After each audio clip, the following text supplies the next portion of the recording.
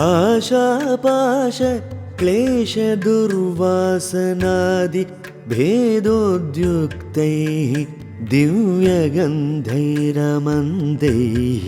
ഇപ്പം ഭഗവാന്റെ പാദങ്ങളെ അവിടെ ചെന്താമരയായി കൽപ്പിച്ചു. ആ ചെന്താമരയുടെ സുഗന്ധം അതാണ് ഈ ദുർവാസനകളെ മുഴുവൻ, ഈ ദുർഗന്ധത്തെ മുഴുവൻ ഇല്ലാതാക്കാൻ സമർത്ഥമായത്. ശ്രീ ശങ്കരാചാര്യരുടെ കൃതിയായ ശിവാനന്ദ ലഹരിയെ തത്വവിചാരം ചെയ്യുന്നു സ്വാമി ചിദാനന്ദപുരി. പ്രധാനമൂർത്തി ശിവനെങ്കിലും ഉപദേവനായ ഗണപതിക്ക് പ്രധാനമൂർത്തിയേക്കാൾ പ്രാധാന്യം കൽപ്പിക്കപ്പെടുന്നതിനാൽ മധൂർ മഹാഗണപതി ക്ഷേത്രം എന്നറിയപ്പെട്ടു വരുന്ന ക്ഷേത്രമാണ് മധൂർ മദനന്തേശ്വര സിദ്ധിവിനായക ക്ഷേത്രം. വിഷു സംക്രമത്തിന് കൊടിയേറി 5 ദിവസത്തെ തിരുവുത്സവമാണ് മധൂർ ക്ഷേത്രത്തിലെ പ്രധാന വിശേഷാവസരം.